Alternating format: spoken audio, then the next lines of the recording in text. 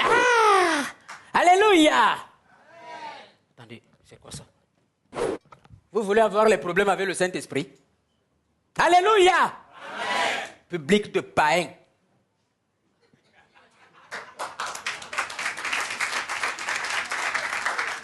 Vous pensez que c'est facile de venir si vous annoncez la bonne nouvelle tous les soirs? Alléluia! Amen. Au pluriel. Amenez. Alléluia! Au pluriel. Amen. Alors, pour être franc, je ne suis pas méchant. Vous comprenez les gars? Mais c'est que je n'aime pas mon professeur d'anglais. Non. Je vous jure, hein, oui, si c'est comme ça que tous les enseignants étaient, mais je serais parti de l'école depuis. Mon professeur d'anglais m'énerve. On dirait que c'est pour nous qu'il est allé à l'école normale supérieure. Hein? Les 2 trimestres que nous avons passés sans professeur, on était bien, je vous jure. On ne parvient plus à respirer depuis que cet énergumène a été affecté au lycée. Il ne m'énerve même pas parce qu'il m'a donné 2 sur 20 hier, non. Moi, j'étais déjà habitué à ce genre de notes. D'ailleurs, en classe, on m'avait surnommé le défenseur.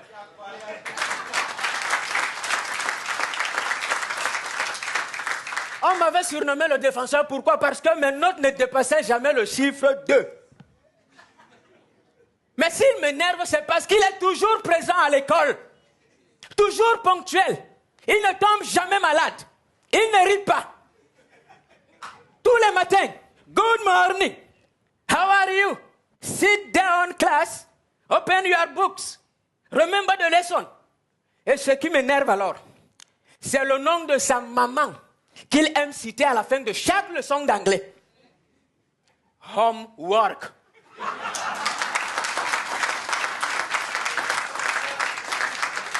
En classe, nous, on ne respire plus. Je vous jure, qu'on lève le dos, ce n'est pas son problème. Il nous interroge contre notre volonté. Contrôle nos cahiers, corrige nos devoirs, donne et redonne des exercices, fouille et observe notre travail, vérifie et revérifie si on a compris. Et dans tout ça, son salaire n'augmente pas.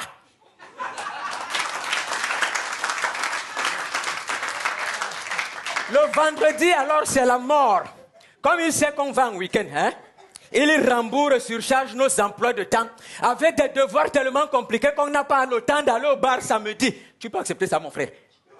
Toi, tu peux accepter ça? Il a même essayé d'organiser des cours de rattrapage le dimanche. À Nyambe.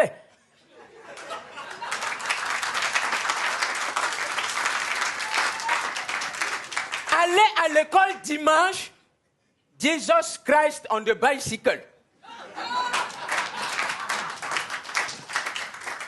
Quand l'heure de la récréation sonne, et que nous n'avons pas encore compris le cours, comme cela m'arrive toujours, il oublie carrément qu'on doit aller à la récréation.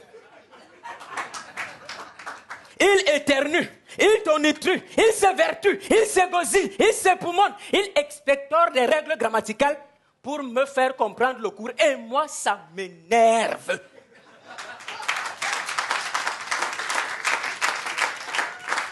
Alors que mon professeur d'histoire n'est pas comme ça. Hein. Lui, c'est un grand type, la preuve. Il vient à l'école quand il a un peu de temps.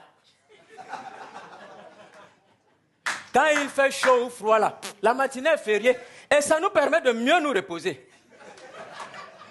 Bien, puisqu'il est professeur d'histoire, il ne nous enseigne pas que l'histoire. Hein. Il nous raconte beaucoup plus des histoires.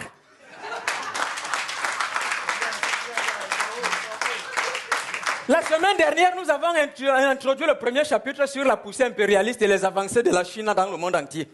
Mais comme on n'était pas chaud pour faire la qualité de cours là, hein, il nous a raconté une histoire, n'est-ce pas, sur les bienfaits de la sexualité précoce en milieu scolaire. Et ça me plaît!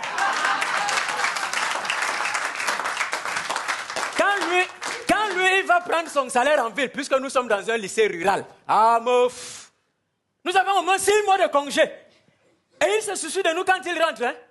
Il nous garde des bonbons, des biscuits, du fromage. Il nous garde même quelques romans pornographiques et des préservatifs. Oui, bien entendu, puisque les romans pornographiques, c'est pour les cours théoriques qu'il nous donne.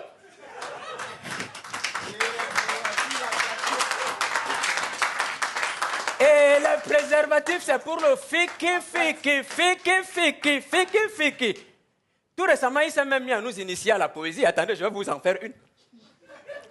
Récitation. le vieil Européen et ses jeunes compatriotes. Abattez les arbres, prenez de la peine.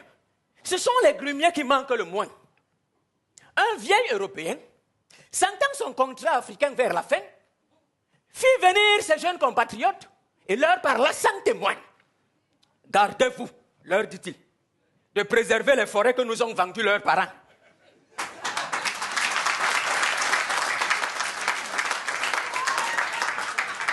Notre argent est passé dedans.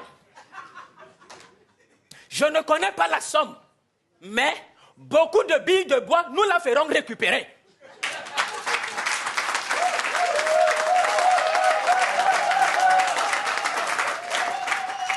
Vous parviendrez à tout. Démarrez vos bulldozers dès qu'on vous aura livré au gasoil. Renversez, abattez, déracinez. Ne laissez nul arbre où la tronçonneuse ne passe et repasse.